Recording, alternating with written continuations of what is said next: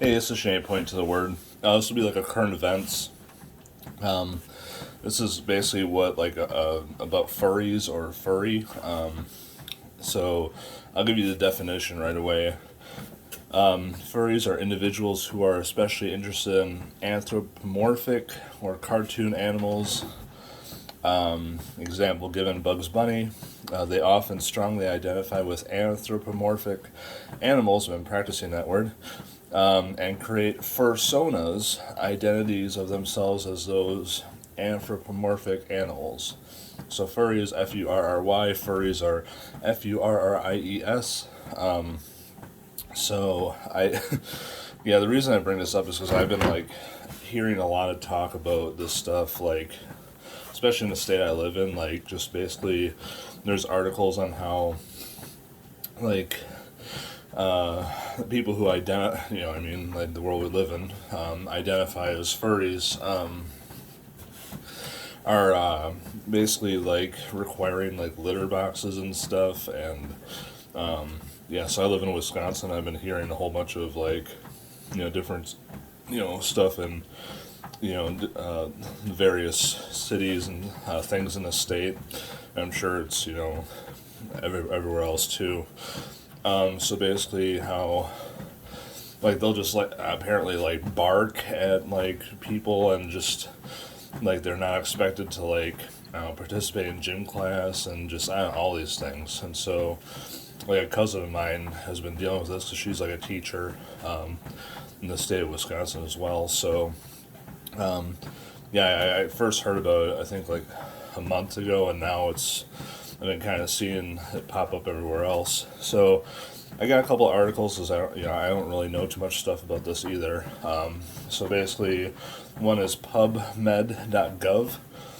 The furry phenomenon characterizing sexual orientation, sexual motivation, and erotic target identity inversions in male furries. So, like, I didn't even really like look at this stuff. Like popped up, like both of these like popped up, and I hardly even, I wasn't, using keywords to really indicate like this stuff. But yeah, so like things that popped up were some practice for suiting or wearing costumes that we're all gonna learn a lot in these articles.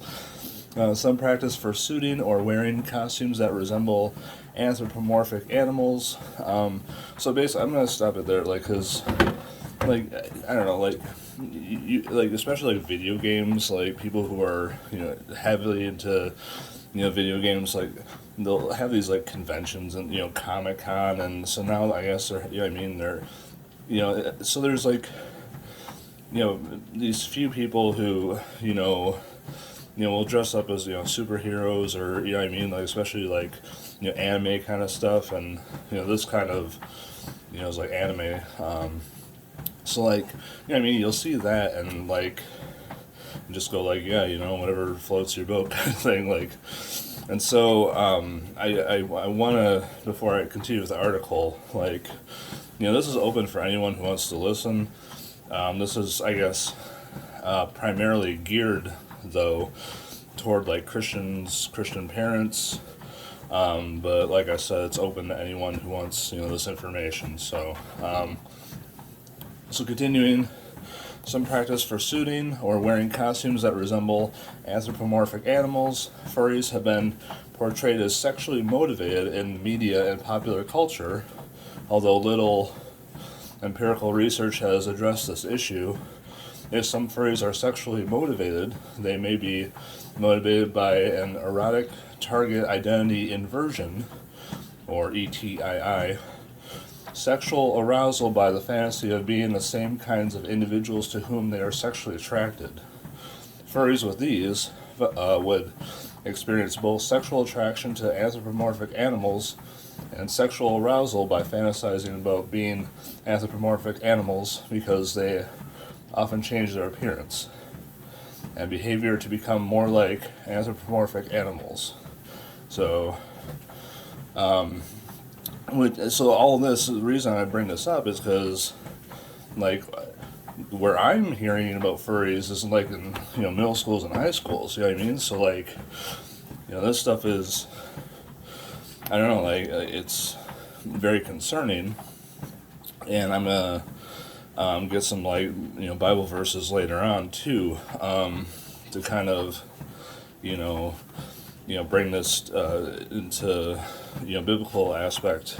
So then I went to the next one that popped up was WebMD. What is furry sex? Like, I mean, I'm not even looking.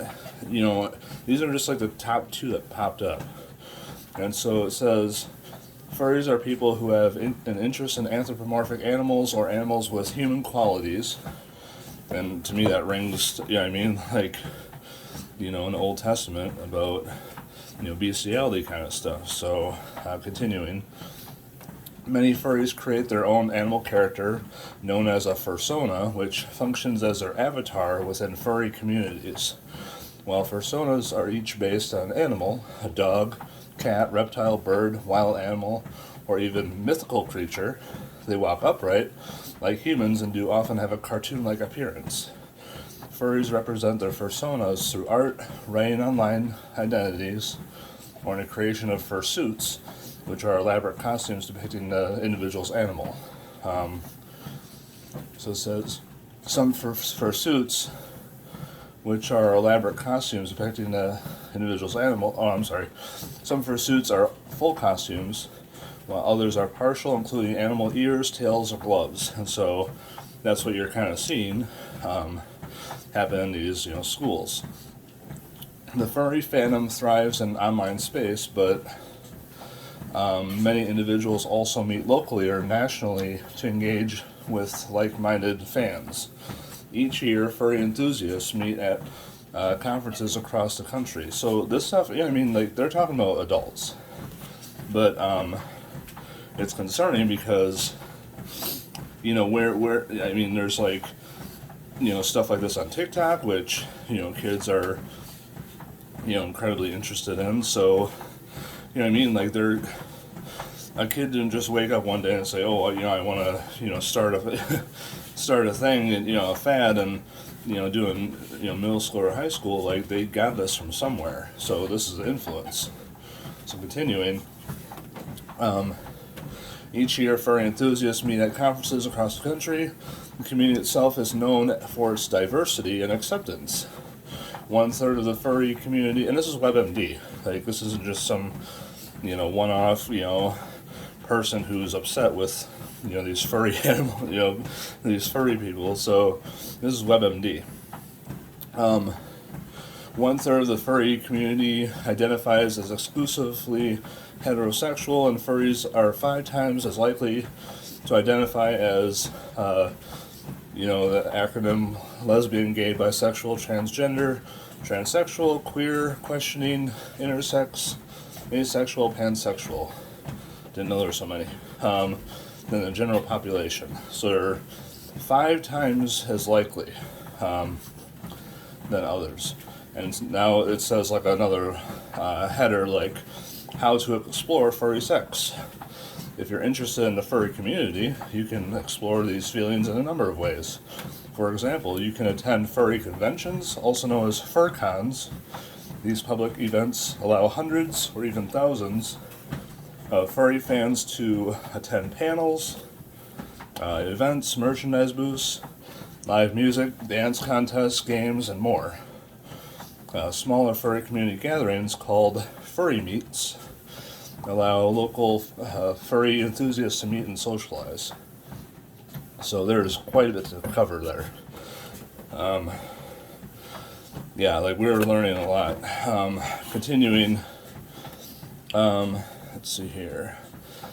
Role-playing in particular is a way to explore furry sex online. Furries often roleplay as their fursonas in a virtual world with other furries. This can be a creative outlet for furries who socialize in a low-stakes environment. For others, it can be a space for sexual exploration. And a lot of this, and that basically ends the WebMD.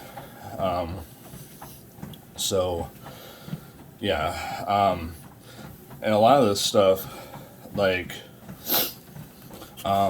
it's all being adapted to, middle school and high school. And, I was reading how, like, it's, very prevalent in, like, Roblox. So, what was a popular game kids are playing right now? Roblox. So, going back to biblical, like I said in the beginning, like, all that could, information could be for anyone, you know what I mean? And still continuing, this information could be for anyone too, but especially Christian parents. So I guess it all boils down to, people who identify as furries are like, coming out to their parents as, hey, mom and dad, I'm a furry. You know what I mean? So like, it's, and that's where, moms and dads need to, really step up and,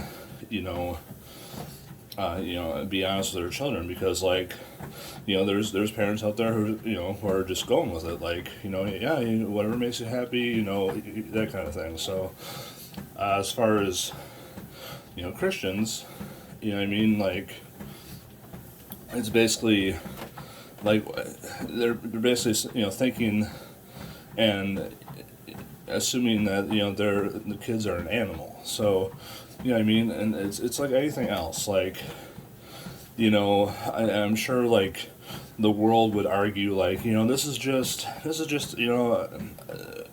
fad, this is just, it's just going to happen for, a few months, and then it'll be on to the next thing, so, like, I get it, like, I understand that there's going to be, pushback with that, and, that could be for some, but for some, others, they could really, get trapped in this stuff. So, from a Christian parent standpoint, I just want to bring this information out, and, if your kids come to you and say, hey, mom, dad, I think, I'm really a dog, and, like, that you should tell them that, no, you're, a boy or you're a girl, and, and this is so obvious, but the world around us, wants to skew things, and so, like, we really need to, as Christian parents, like, I have a 6-year-old and a, little girl on the way,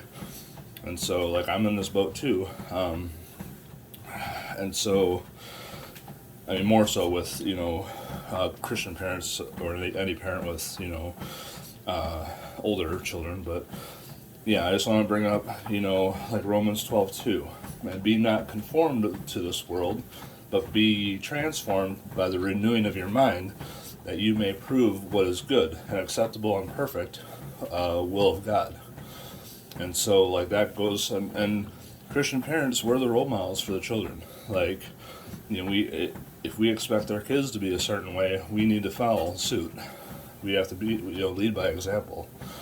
And Titus 3:1, put them in mind to be subject to principalities and powers, to obey magistrates, and to be ready for to every good work.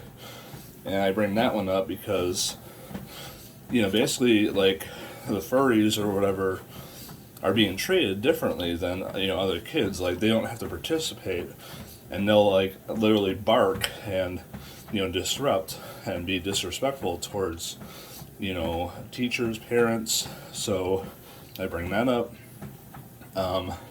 Ephesians 6, chapter 6, verses 1-3. Children, obey your parents in the Lord, for this is right. Honor your mother and father, which is the first commandment with promise, so that it may go well with you, and that you may enjoy long life on earth. And so that, goes with the parents, to obey mom and dad, so that, it'll be well with you, like, because that's pleasing to the Lord, and also, going forward, like, in our kids' lifetime, that will help them out. Colossians 3:9, line not one to another, seeing that you have put off the old man with his deeds. So I bring that up because, we should not lie to our children, and that's not something we do. So I want to give this information out to everyone, especially, Christian parents, that we may please God. And I pray you have a great day. Bye.